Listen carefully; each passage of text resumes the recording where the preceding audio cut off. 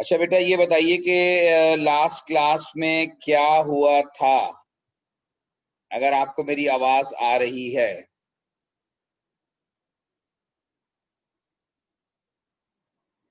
जी, अगर कोई ऐसा स्टूडेंट जो जाग भी रहा हो और लास्ट क्लास में मौजूद भी हो।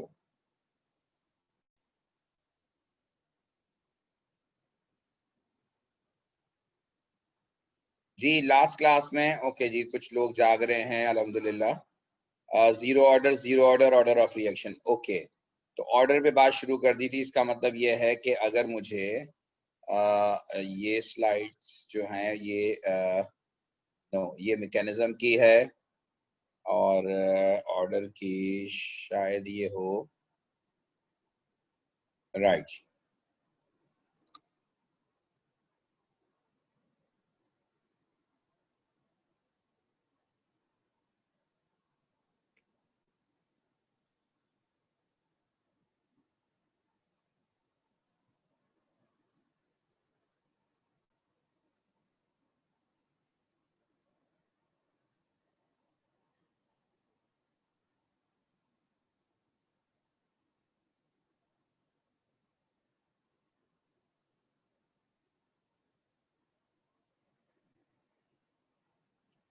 अच्छा जी, ये इंस्टेंटेनियस रेट, एवरेज रेट और initial rate of the reaction, ये बताइएगा। ये हम सब कर चुके हैं।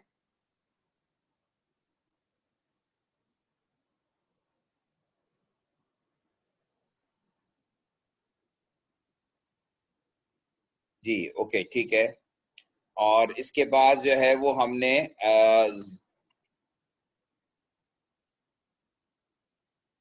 ये रेट इक्वेशन में आपको बता चुका हूं। ऑर्डर ऑफ रिएक्शन आपने कहा कि मैंने ऑर्डर ऑफ रिएक्शन भी बता दिया है और जीरो ऑर्डर फिर बताया है। और जीरो ऑर्डर में आपको ये वाली बात बताई है लास्ट, और फिर उसके बाद हमने ये ग्राफ बनाया था। Is it it? ओके जी। अब आज हम बात करते हैं related to first order.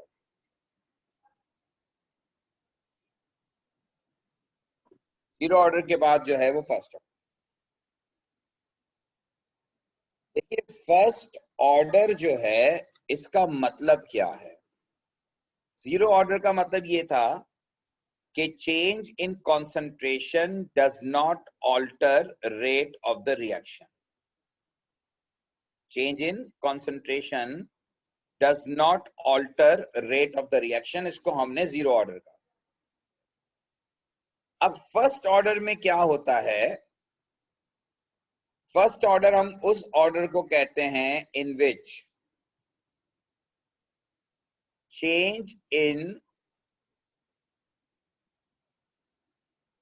concentration of reactant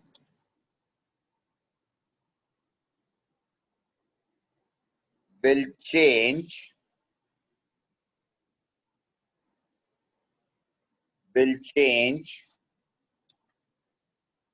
rate of the reaction in a same proportion.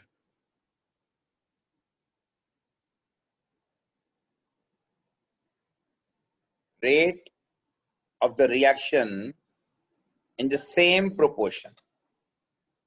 In the same proportion का मतलब ये है कि अगर आपने कॉन्सेंट्रेशन को डबल किया है तो rate is also double.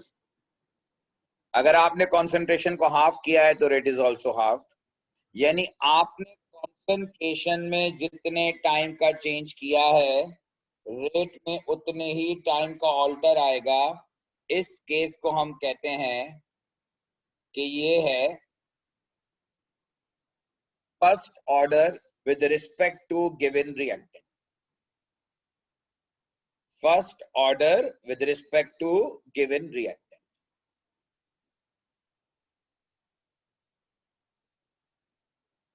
First order के केस में जब हम इक्वेशन लिखते हैं तो in general rate is equal to K. आपको पता है रेट इक्वेशन में ये कांस्टेंट होता है, रेट इज इक्वल टू के।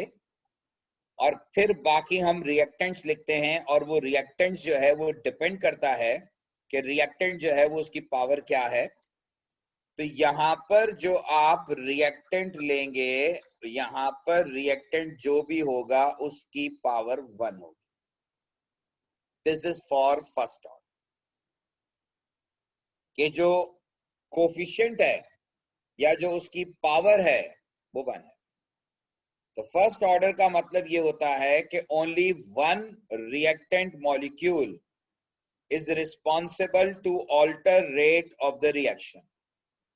Change in concentration of only one molecule will change rate of the reaction, and the rate of the reaction is changed in a same proportion. यानी जिस proportion में concentration को आपने change किया है, rate उसी proportion में चेंज होगा। लाइक एक अगर हम एग्जाम्पल कंसीडर करें उसी तरह से जैसे हमने पिछली क्लास में बात की थी कि concentration of A in mole per dm cube and then initial rate, और रेट का यूनिट आमतौर पर मोल पर dm क्यूब पर सेकेंड होता है।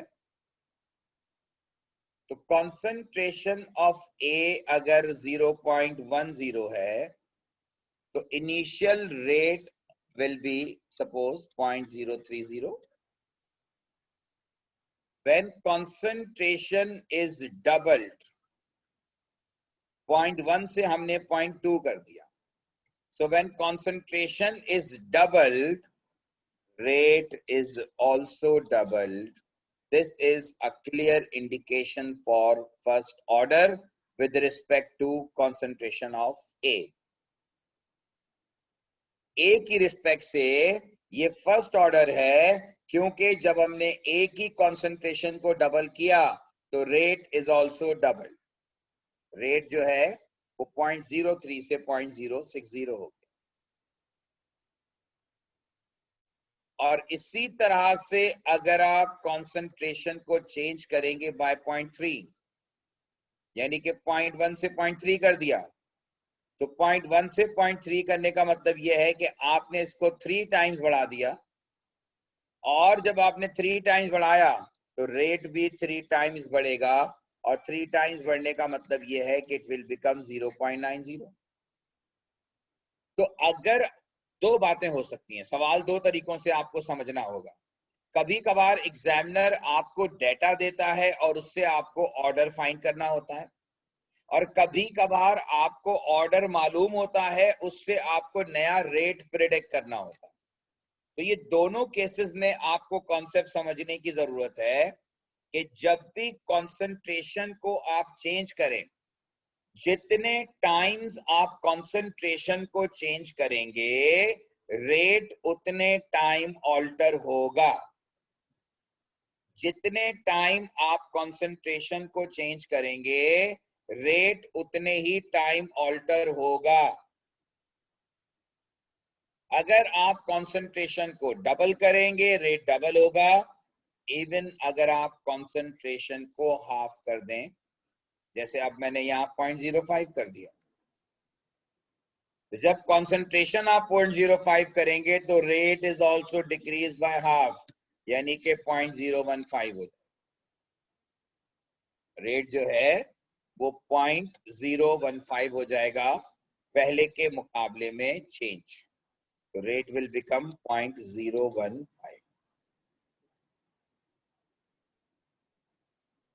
When concentration is half, rate is also half.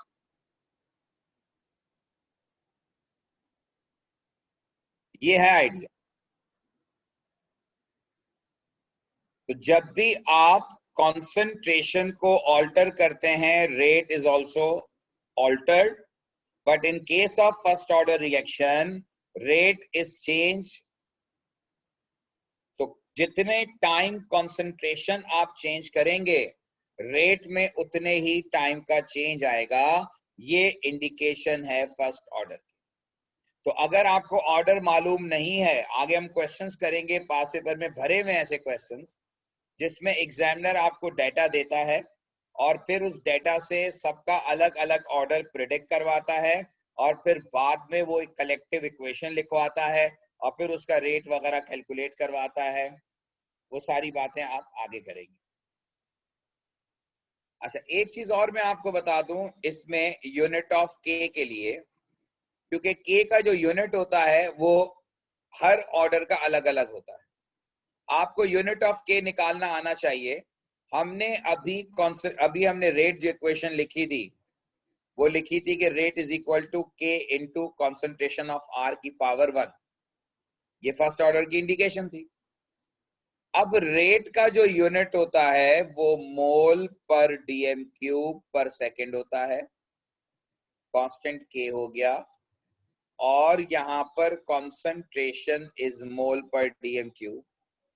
अब ये मोल पर डीएम क्यूब कैंसिल आउट हो जाएगा, तो K is equivalent to second inverse.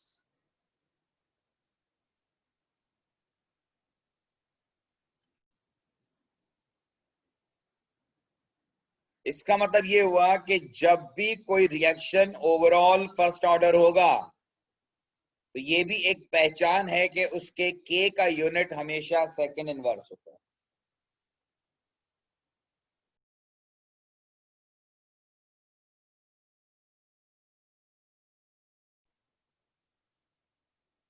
Unit of K जो है उससे आप ऑर्डर प्रिडिक्ट कर सकते हैं।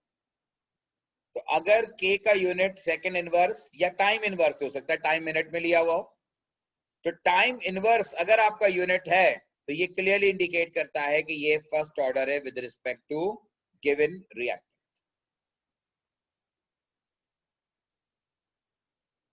अगर हम ग्राफ प्लॉट करें in between concentration of reactant और टाइम का, जो पिछली एग्जांपल थी जीरो ऑर्डर वाली, अगर आप जीरो ऑर्डर के ग्राफ को देखें, कॉन्सेंट्रेशन और टाइम का ग्राफ, तो कॉन्सेंट्रेशन और टाइम का ग्राफ में कॉन्सेंट्रेशन कम हो रही थी टाइम के साथ साथ, लेकिन स्ट्रेट लाइन आने का मतलब ये था कि जो इसका ग्रेडियंट है वो कांस्टेंट है, and gradient of the graph is rate of the reaction. तो जीरो ऑर्डर में जो है वो ग्रेडियंट कांस्टेंट होता है, जीरो ऑर्डर में जो ग्रेडियंट है वो कांस्टेंट होता है। इसके मुकाबले में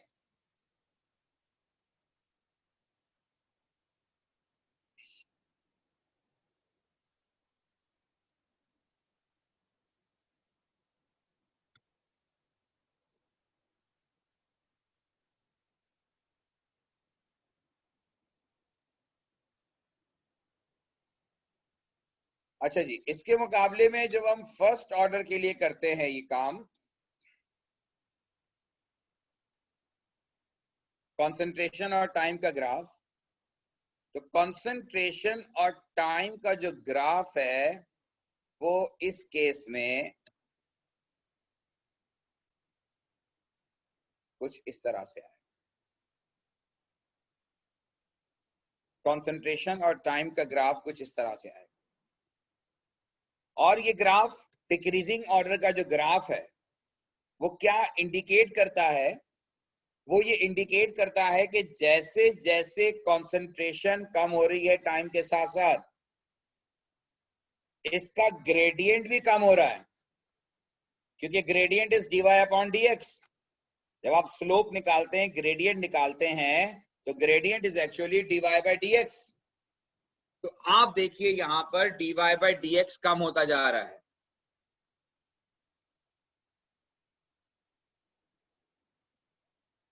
यहां पर आप देखें dx की वैल्यू कम है, यहां पे dx की वैल्यू ज्यादा है।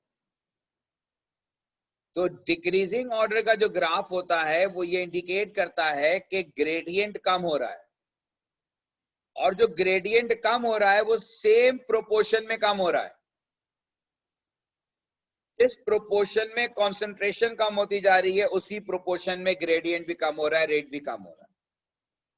So this is a shape of curve, shape of graph whenever it is plotted in between concentration of reactant and time.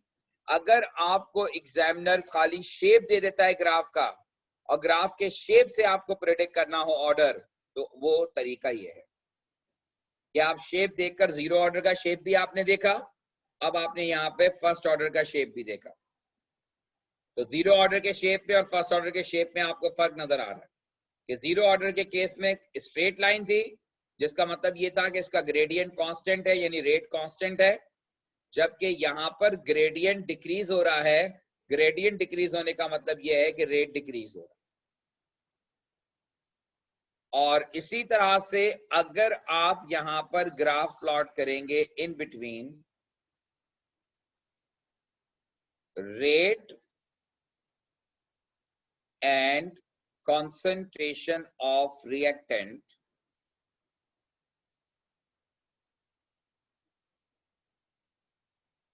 ये ग्राफ जो है वो स्ट्रेट लाइन आएगा। और इस ग्राफ के स्ट्रेट लाइन आने की वजह यह है कि जैसे जैसे आप कंसंट्रेशन बढ़ाते जाएंगे रेट बढ़ता जाएगा, डायरेक्टली प्रोपोर्शन का रिलेशन। तो फर्स्ट ऑर्डर एक्चुअली होता ही डायरेक्टली प्रोपोर्शनल है कि आपने जितने टाइम कंसंट्रेशन को बढ़ाया रेट उतने ही टाइम बढ़ेगा, या जितने टाइम आपने कंसंट्रेशन को कम किया रेट उतने ही टाइम कम हो। ये है बेटा फर्स्ट ऑर्डर का कॉन्सेप्ट, उससे रिलेटेड डाटा, उसका यूनिट ऑफ के और उससे रिलेटेड ये दो ग्राफ्स। कोई सवाल इससे रिलेटेड अगर आपके जहन में है, कोई ऐसी बात जो क्लियर ना हुई हो तो आप पूछ लीजिए। सर ग्रेडियंट जो है वो रेट होता है ना, तो ये ग्राफ इस तरह क्यों जा रहा है पॉजिटिव ग्रेडियंट में, जबकि ग्रेडियंट तो कम हो रहा है कर्व वाले ग्राफ में? तो भाई ग्रेडियंट तो dy बाय dx होता है, डिक्रीजिंग ऑर्डर है ना, पॉजिटिव है, ये नेगेटिव ग्रेडियंट भी हो सकता है, इससे क्या फर्क पड़ेगा। आपकी कंसंट्रेशन कम हो रही है टाइम के साथ साथ, तो क्या आएगा शेप ऑफ कर्व। जब एक क्वांटिटी कम हो रही हो दूसरी क्वांटिटी इंक्रीज हो रही हो तो क्या होता है उसका, भाई टाइम बढ़ता जाएगा, कंसंट्रेशन कम होती जाएगी जी, ठीक है ना। तो ग्राफ का शेप तो यही आएगा, और इसका ग्रेडियंट जो है वो कम इसलिए हो रहा है कि अल्टीमेटली dy बाय dx की वैल्यू कम होती जाएगी। तो सर ये रेट वाले ग्राफ में रेट एंड कंसंट्रेशन का जो ग्राफ है इसमें तो रेट बढ़ रहा है ना, वो कर्व नहीं है, वो स्ट्रेट लाइन है। तो कम होना चाहिए ना, रेट ऊपर से नीचे आना चाहिए। अगर रेट कम ऊपर से नीचे आए या नीचे से ऊपर है, बात तो बेटा एक ही है ना।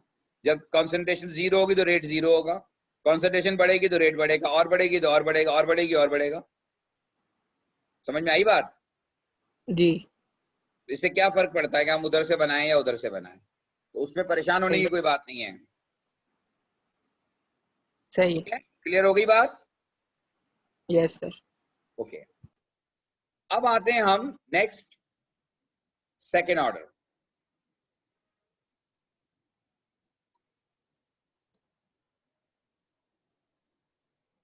सेकेंड ऑर्डर हम कहते हैं उस केस को जब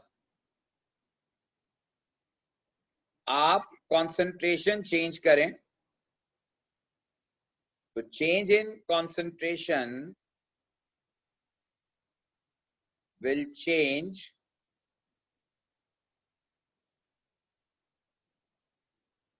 rate of the reaction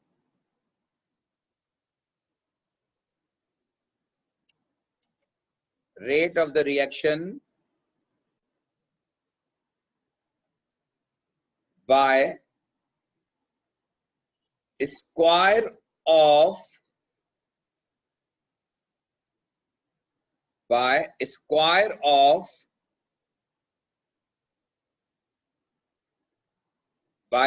of change in concentration of reactant।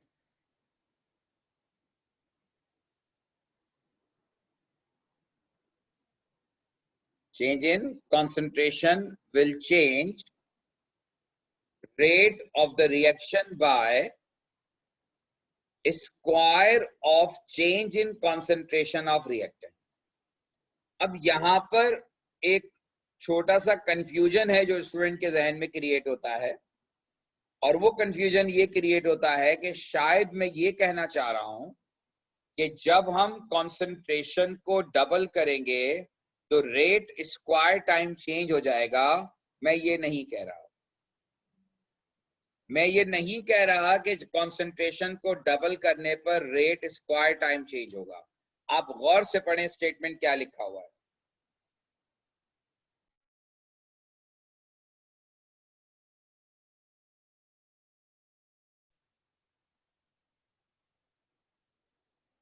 तो चेंज इन कंसंट्रेशन जो है, यहां पर मैंने ये नहीं लिखा कि change in concentration will change rate of the reaction by square time.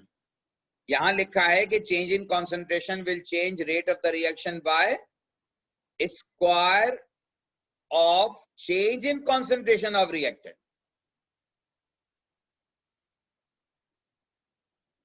यानी अगर आप कंसंट्रेशन को डबल करेंगे तो 2 का स्क्वायर 4 होगा, तो रेट जो भी था वो 4 टाइम चेंज हो जाएगा।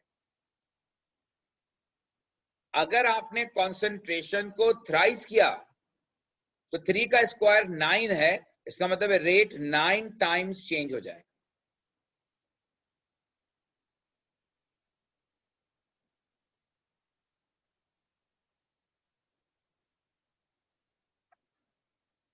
तो change in concentration will change rate of the reaction by square of change in concentration of reactant.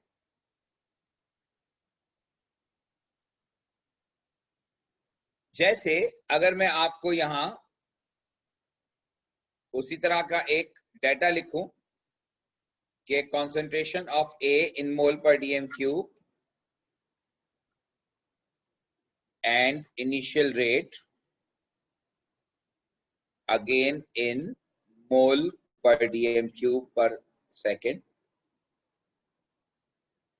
अब concentration of A is 0.10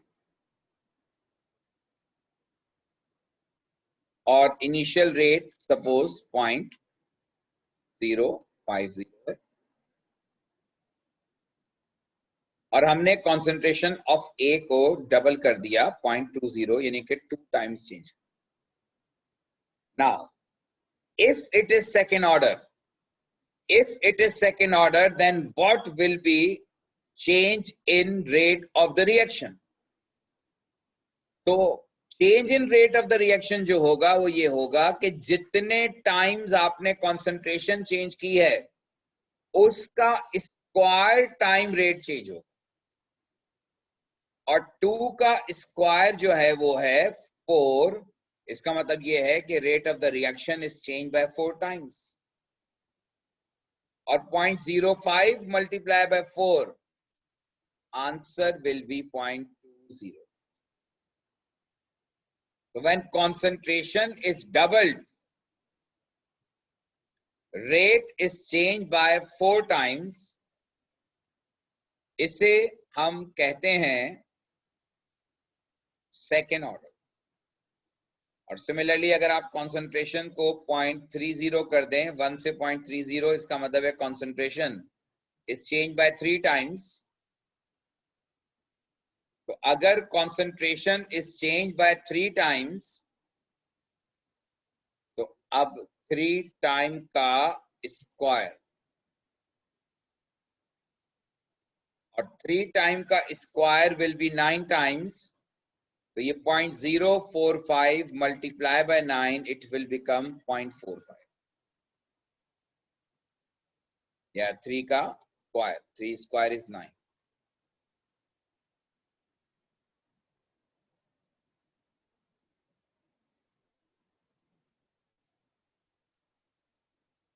hopefully आपको मेरी बात समझ में आ गई होगी।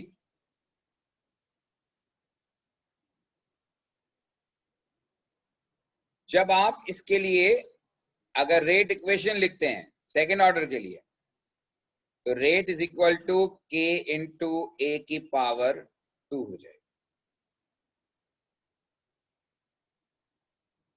सेकेंड ऑर्डर को रिप्रेजेंट करने का तरीका यह है कि उसमें कॉन्सेंट्रेशन की पावर 2 होती है।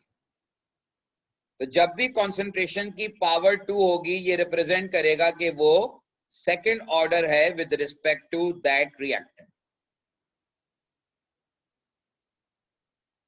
So rate is equal to K into concentration of A square। और अगर आप इस इक्वेशन के हिसाब से if you find unit of K, तो यूनिट ऑफ K जो निकलेगा, रेट का यूनिट है मोल पर डीएम क्यूब पर सेकेंड,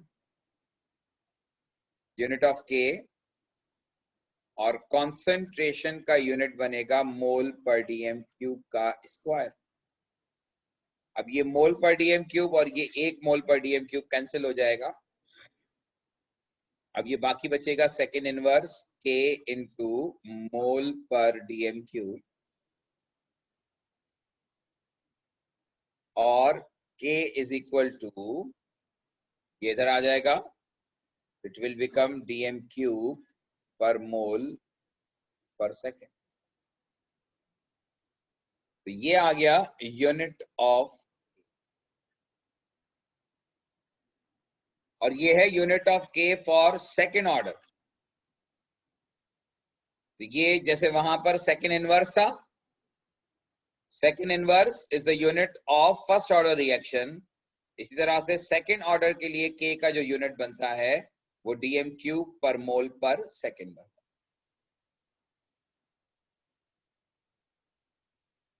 अब जीरो, फर्स्ट और सेकेंड ऑर्डर आपके सिलेबस का डायरेक्ट पार्ट है।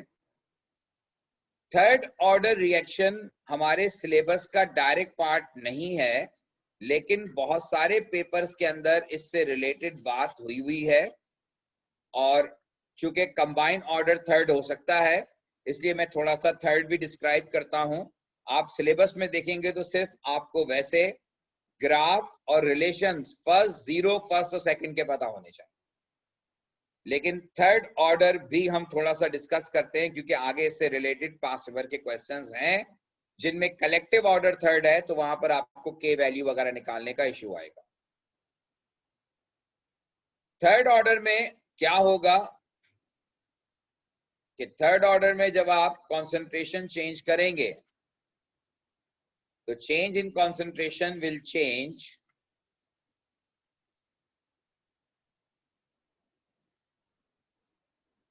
change rate of the reaction by cube time of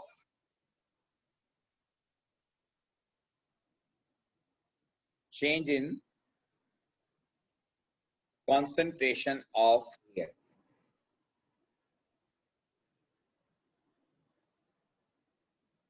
Change in concentration will change rate of the reaction by cube time of change in concentration of reactant.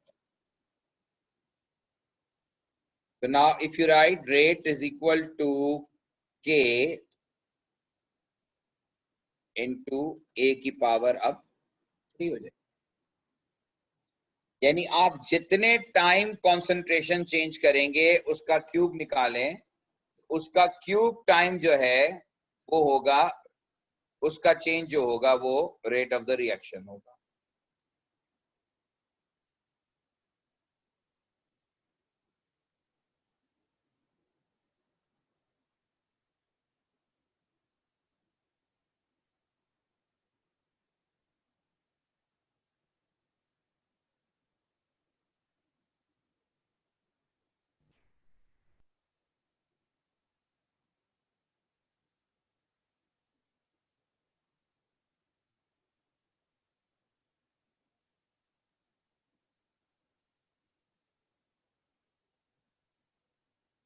ठीक है जी, clear हो गई ये बात?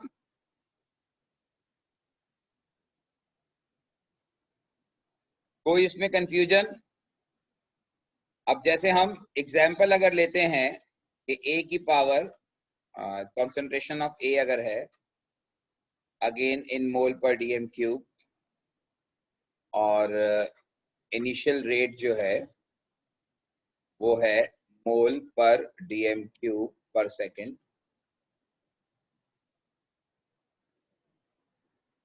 Concentration of ए और अगर ये 0.20 है और आपने कॉन्सेंट्रेशन को डबल कर दिया 2 टाइम्स, तो 2 का क्यूब टाइम चेंज होगा और 2 का क्यूब जो है वो 8 है। इसका मतलब है कि rate will change bye 8 times यानी 1.60।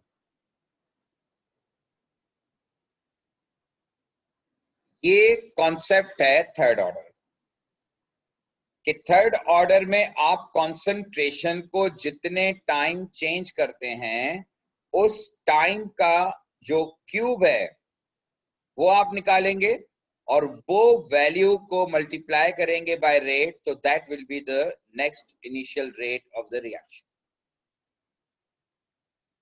होपफुली आपको बात समझ में आ गई हो।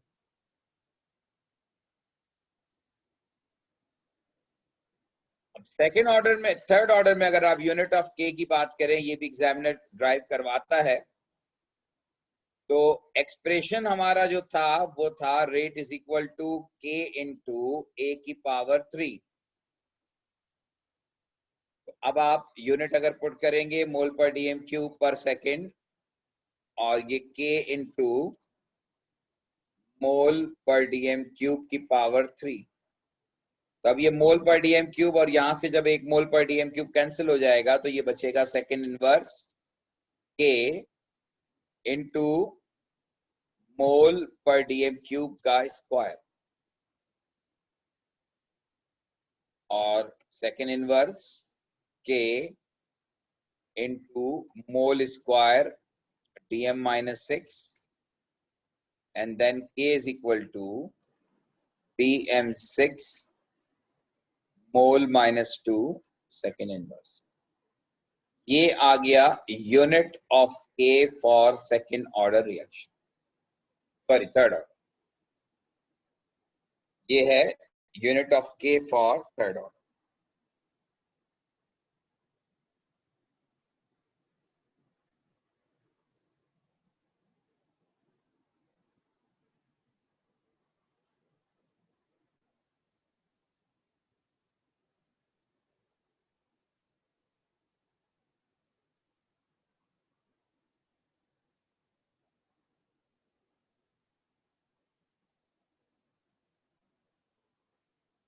ओके बेटा, कोई क्वेश्चन?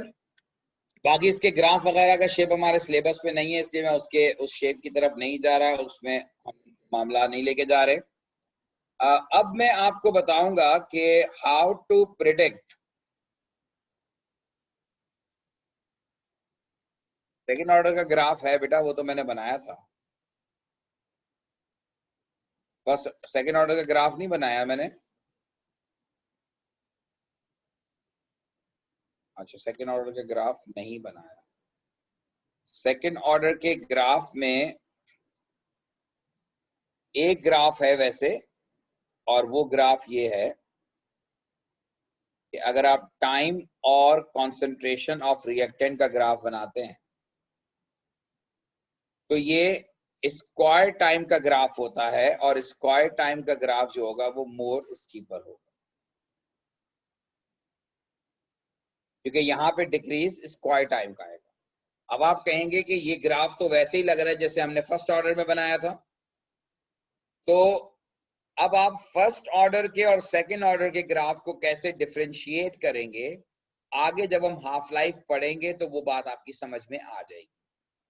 लेकिन अगर आप अभी भी इस ग्राफ को पहले वाले ग्राफ से कंपेयर करें जो हमने यहाँ बनाया था, ये देखें, ये लेस स्टीपर है। सेकेंड ऑर्डर का ग्राफ जो होता है वो मोर स्टीपर होता है। मैं अगर इसी ग्राफ में कनेक्ट करूं इस तरह से तो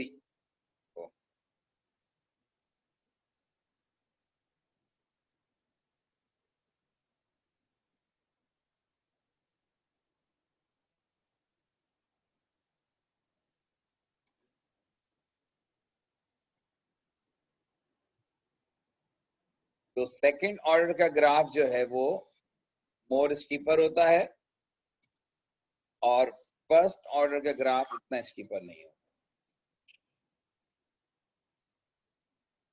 इस तरह स्क्वायर टाइम का ग्राफ होता है, एक स्क्वायर टाइम का ग्राफ नहीं होता। मैथमेटिक्स के स्टूडेंट इसको अंडरस्टैंड करते हैं ज्यादा बेहतर तौर पर, लेकिन खैर बायो वालों को भी मैं बता दूंगा कि ये कैसे डिफरेंशिएट होगा कि ये फर्स्ट ऑर्डर है या नहीं है या सेकंड ऑर्डर है, ये आगे आप पढ़ लेंगे। लेकिन सेकंड ऑर्डर का ग्राफ जो होता है वो ज्यादा स्टीपर होता है as compare to first order. अच्छा जी, अब मैं आपको नेक्स्ट ये समझाने की कोशिश करूंगा कि how to predict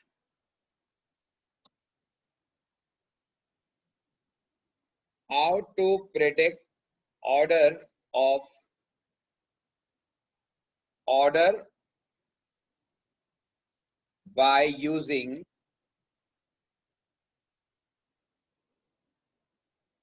initial rate method। ये इनिशियल रेट मेथड कोई मेथड नहीं है, सिंपली ये है कि आपको एग्जामिनर इनिशियल रेट का डेटा देगा, जैसे मैं अभी आपको लिखवाऊंगा, बताऊंगा किस तरह से, और फिर उससे वो आपको इंडिविजुअल ऑर्डर और फिर उसके बाद ओवरऑल ऑर्डर और फिर वो रेट वगैरह कैलकुलेट करवाएगा। अब एक एग्जाम्पल हम लेते हैं कि एक रिएक्शन है A + B to form AB, और इस रिएक्शन के लिए हमारे पास इंफॉर्मेशंस अवेलेबल हैं कि कॉन्सेंट्रेशन ऑफ A इन मोल पर dm³, concentration of B in mole per dm³, और ये जो है वो इनिशियल रेट है, और इसका जो यूनिट है वो मोल पर dm³ पर सेकेंड। अब अगर concentration of A is 0.1 और concentration of B is 0.15 and suppose initial rate is 0.020, ये एक्सपेरिमेंट 1 का डाटा है। एक्सपेरिमेंट 2 के लिए suppose concentration of A is doubled, B remain unchanged and rate becomes 0.20, then concentration of A को हमने वही रखा और concentration of B को डबल कर दिया and rate is changed by 0.40। अब आपसे क्वेश्चन ये है कि predict order with respect to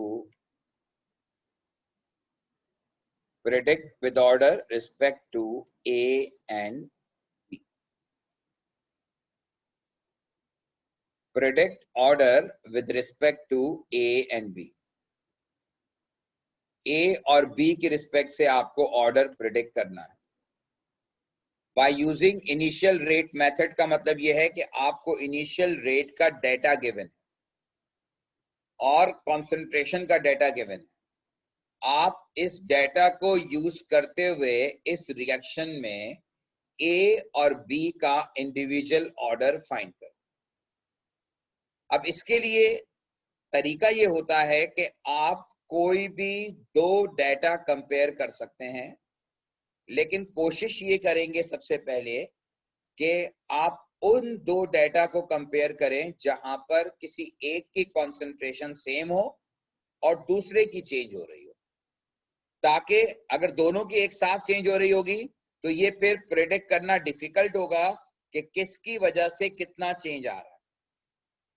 तो it is better to select, जरूरी नहीं कि डेटा 1 और 2 को कंपेयर करें, आप 1 3 को भी कंपेयर कर सकते हैं। अगर आपको लगता है बेहतर तो आप 1 3 को भी कंपेयर कर सकते हैं, और वरना आप जो है वो वाइस वर्सा भी कर सकते हैं।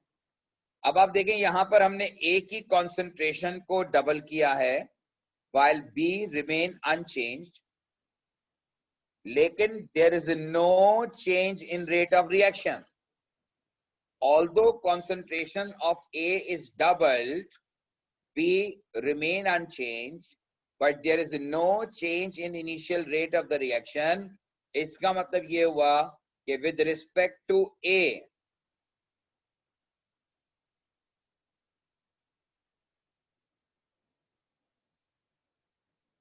with respect to A जो है ये क्या बनेगा, with respect to A ये बनेगा जीरो ऑर्डर।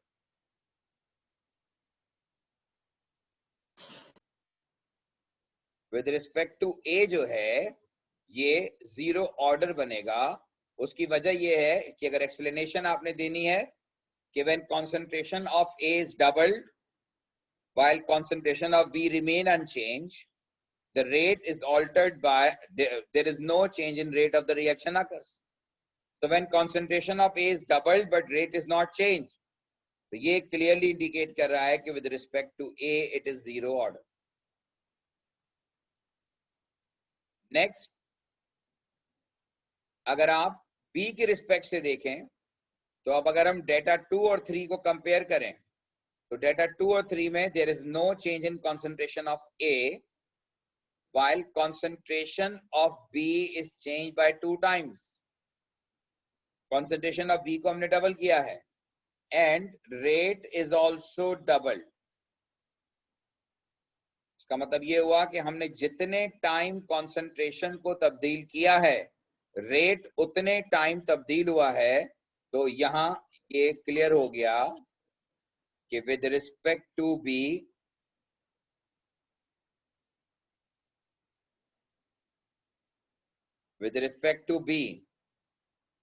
ये क्या होगा, it is known to be first order.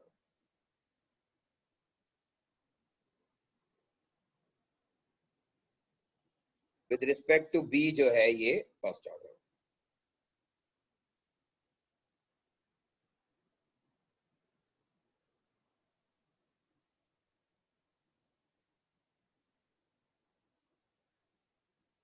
Hopefully आपको बात समझ में आ गई होगी।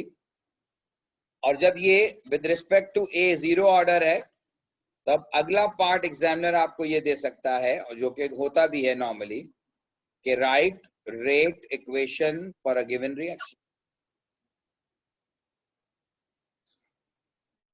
अब आप देखें ओवरऑल जो रिएक्शन था उसमें एक ए और एक बी मिलकर ए बी बना रहे थे, लेकिन जो डेटा है वो ये सपोर्ट कर रहा है कि विद रिस्पेक्ट टू ए ये जीरो ऑर्डर है और विद रिस्पेक्ट टू बी जो है ये फर्स्ट ऑर्डर है।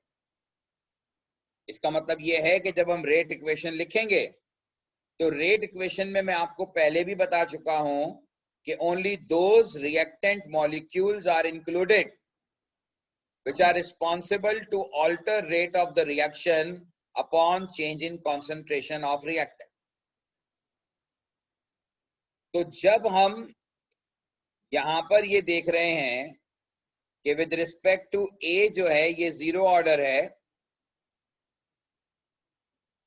और विद रिस्पेक्ट टू बी ये फर्स्ट ऑर्डर है, तो इसका मतलब ये हुआ कि रेट इज इक्वल टू के इंटू concentration of A की power zero, because with respect to A it is zero order, और concentration of B की पावर 1 होगी because it is first order with respect to B।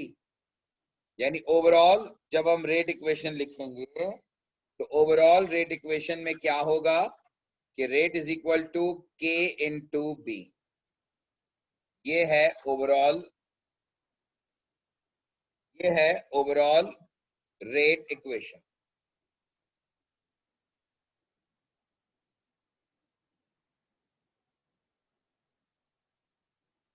ये rate equation है। अच्छा, अब इसी के साथ साथ एग्जामिनर क्या और सवाल कर सकता है, एग्जामिनर इसी के साथ साथ एक और क्वेश्चन कर सकता है कि फाइंड वैल्यू ऑफ के।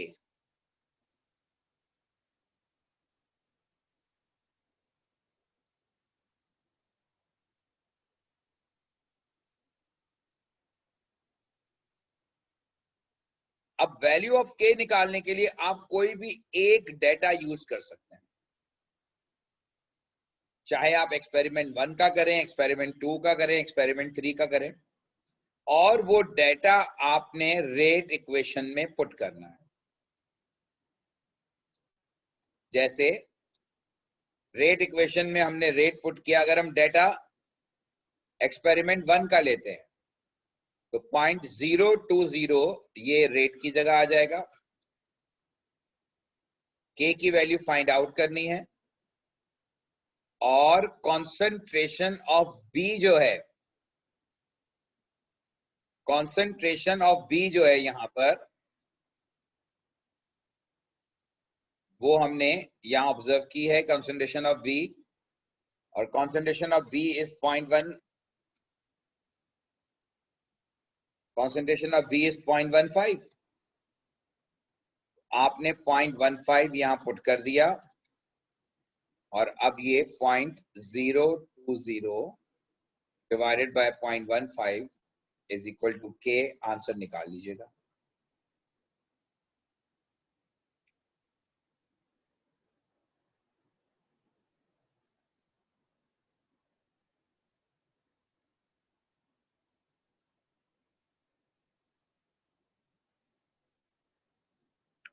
तो के इज 0.13, और यहाँ पूछा नहीं गया, लेकिन साथ साथ अगर आप इसका यूनिट भी बताएं, जो कि नॉर्मली साथ लिखा होता है, यूनिट भी आप लिखें।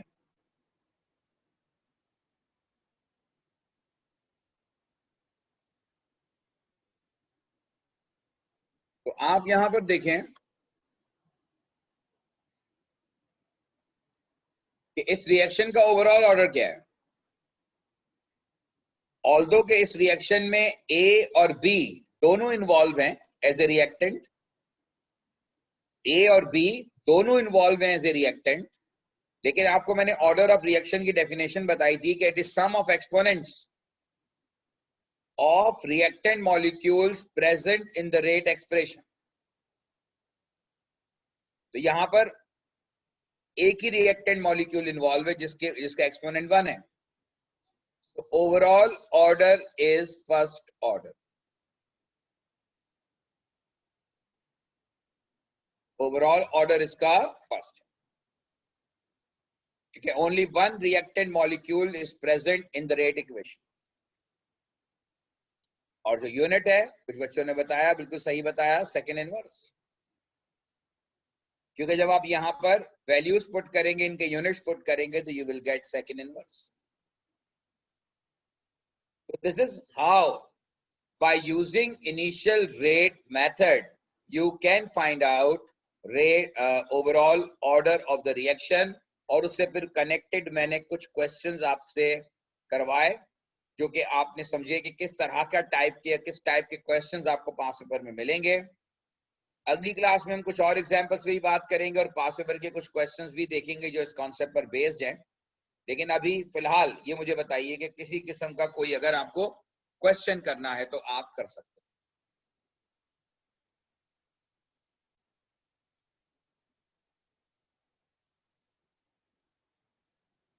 ठीक है बेटा, फिर इंशाल्लाह बाकी बात करेंगे कल।